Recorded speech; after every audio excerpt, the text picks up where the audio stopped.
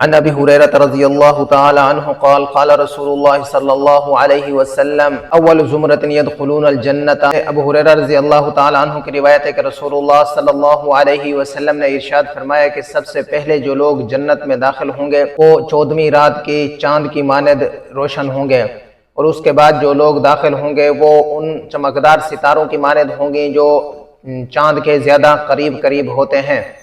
ان کے دل ایک آدمی کے دل کی طرح ہوں گے، نہ ان کے اندر بغض ہوگا، نہ حسد ہوگا، نہ کسی قسم کا کینہ ہوگا۔ ہر شخص کے لیے 2 جنت کی حوریں ہوں گی، ان کے ہڈیوں کا گودا گوشت اور ہڈیوں سے اوپر نظر آئے گا۔ حسن کے اعتبار سے اللہ تبارک و تعالیٰ کی صبح اور شام تسبیح بیان کریں گے، نہ تو وہ بیمار ہوں گے، نہ وہ پیشاب کریں گے، نہ وہ پخانہ کریں گے، نہ تو رینٹ آئے گی ان کو، اور نہ ہی وہ تھوکیں گے۔ ان کے برتن سونے کے ہوں گے، ان کی کنگھیاں سونے کی ہوں گی، اور ان کے انگیٹھیوں کا ایندھن مشک سا ہوگا۔ صورت اور سیرت کے اعتبار سے ایک آدمی کی سی ہوگی، ان کی شکل حضرت اپنے اباب سیدنا آدم علیہ السلام کی صورت کے مطابق ہوگی، اور ان کے قد 60 گز اونچے ہوں گے۔ بخاری شریف میں بھی یہ حدیث موجود ہے اور مسلم شریف میں بھی یہ حدیث موجود ہے۔ ابو ہریرہ رضی اللہ تعالی عنہ نے محبوب مصطفیٰ صلی اللہ علیہ وسلم سے جنت کی نعمتوں کو سنا، مختلف نعمتیں جنت کی و عشرت کا سامان جو جنت میں میسر ہوگا جنتیوں کو، اسی کو اجماعی طور پر ملا کے بیان فرماتے ہیں کہ رسول اللہ صلی اللہ علیہ وسلم نے فرمایا کہ جنت میں داخلے کا جو انداز ہوگا تو ان کا پس منظر کیسا ہوگا جنت میں دخول کا، تو اسی کو محبوب مصطفیٰ صلی اللہ علیہ وسلم نے منظر کشی کرتے ہوئے فرمایا ہے کہ سب سے پہلے جو گروہ جنت میں داخل ہوگا، جو جماعت جنت میں داخل ہوگی، ان کی صورت شکل ایسی خوبصورت ہوگی جیسے 14ویں رات کو چاند آسمان پر اپنی چمک دمک کے ساتھ ہوتا ہے، اپنی آب و تاب کے ساتھ ہوتا ہے، اپنے نکھار کے ساتھ ہوتا ہے، خوبصورتی کے ساتھ ہوتا ہے۔ اس نے ہر جگہ ایک بہت پیاری سی نرم و ملائم سی ہی روشنی اس نے بکھیری ہوتی ہے۔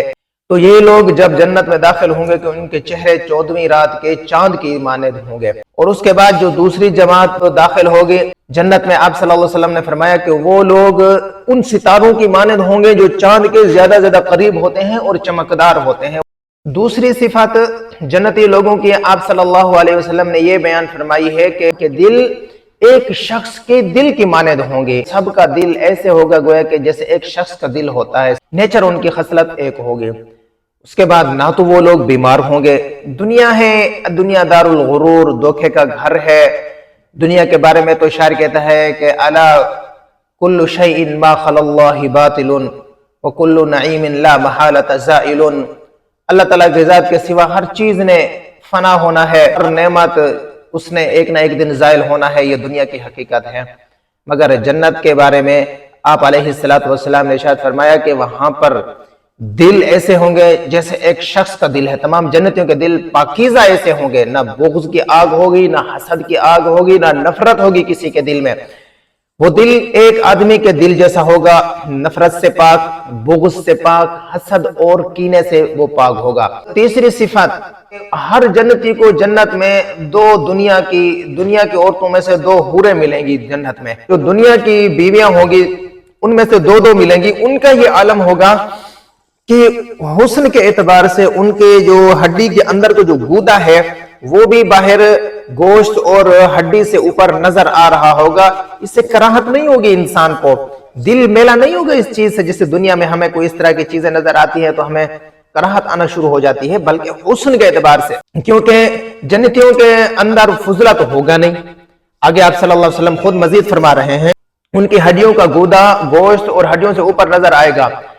حسن کے اعتبار سے یسبحون اللہ بکرۃ وعشیہ، صبح شام اللہ تبارک و تعالیٰ کی تسبیح اور تحمید بیان کریں گے، اور وہ تسبیح و تحمید مکلف نہیں ہوں گے اس کے پابند کرنے کے، بلکہ ان کی نیچر ہوگی۔ جیسے ہم سانس لیتے ہیں، سانس کا آنا جانا یہ ہمیں کوئی تکلیف نہیں دیتا، آنکھیں کھولنا بند کرنا یہ ہمیں کوئی تکلیف نہیں دیتا۔ تو جنتیوں کی نیچر اللہ کی تحمید میں ایسے ہوگی کہ کوئی ان کا بار محسوس نہیں ہوگا، بلکہ ان کی نیچر یہی ہوگی کہ وہ نہ تو بیمار ہوں گے، نہ وہ پیشاب کریں گے، نہ تو وہ پخانہ کریں گے، اس کے بعد نہ تو وہ تھونکیں گے، نہ ان کو رینٹ آئے گی۔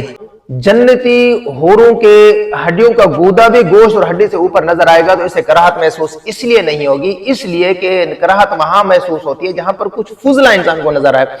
जन्नतियों के बारे में तो ऐसी कोई बात नहीं है, ना तो वो उनके नाक से कोई रेंठ निकलेगी, जैसे दुनिया में जैसी भी खूबसूरत औरत क्यों ना हो, जितनी भी हसीन महजबीन लड़की औरत क्यों ना हो, अगर जब उसको नज़ला आ जाता है, फ्लो हो जाता है, तो फिर उसकी कैफियत भी देखने के काबिल नहीं होती। ऐसी हालत में कोई भी इंसान मर्द उसके करीब आने के लिए तैयार नहीं होता, क्योंकि उसके एक कमजोरी है।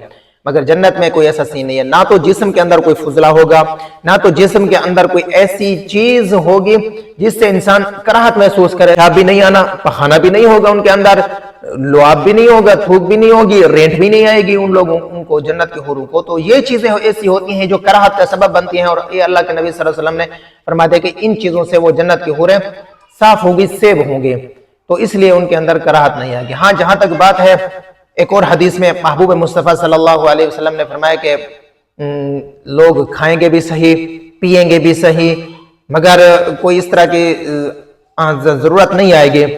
सहाबा किराम रिज़वानुल्लाह तआला अलैहिम अजमाइन ने पूछा कि या रसूलल्लाह सल्लल्लाहु अलैहि वसल्लम, जब वो जन्नत में हम लोग खाएंगे भी सही, पिएंगे भी सही, तो फिर फुजला का क्या होगा? आप सल्लल्लाहु अलैहि वसल्लम ने फरमाया कि जन्नतियों का खाने पीने का जो हाजमा होगा वो एक डकार होगा, और उसके अंदर से खूबसूरत मुश्क अंबर की मुश्क आएगी, और जो कुछ उन्होंने खाया है वो सारा का सारा डाइजेस्ट हो जाएगा, उनका हजमा हो जाएगा। औरों की ये हुस्न होगा कि उनकी हड्डियों का गोदा भी गोश्त और हड्डी से ऊपर नजर आ रहा होगा, इसलिए कि ना तो वो पेशाब करेंगे, पखाना करेंगे, ना रीठ आएंगी, ना ही वो थूकेंगे।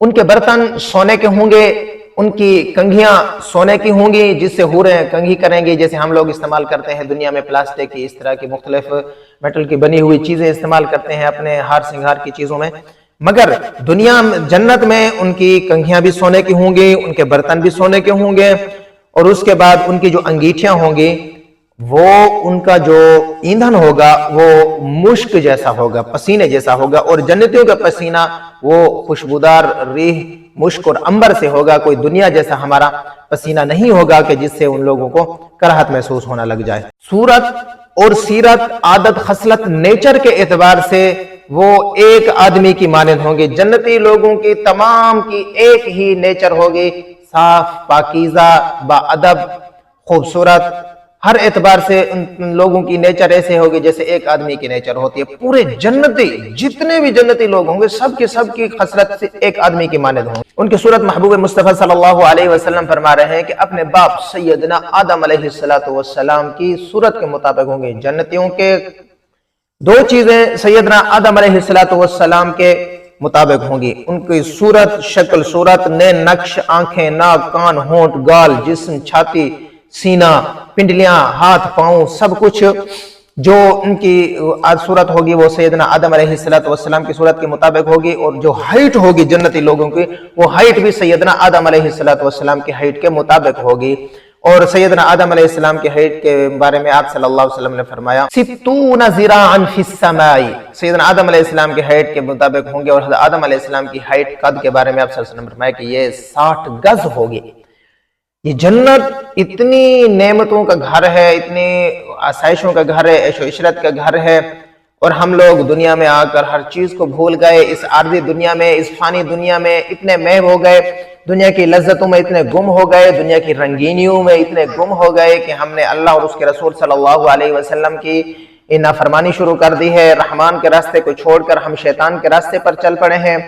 कभी भी हमें तन्हाई में अपनी कब्र याद नहीं आती, कभी भी तन्हाई में हमें अपनी आखिरत के मुश्किल घाटियां याद नहीं आती। एक इतने ज्यादा मुश्किल और गहरे मराइल हैं कि महबूब सल्लल्लाहु अलैहि वसल्लम भी पनाह मांगा करते थे।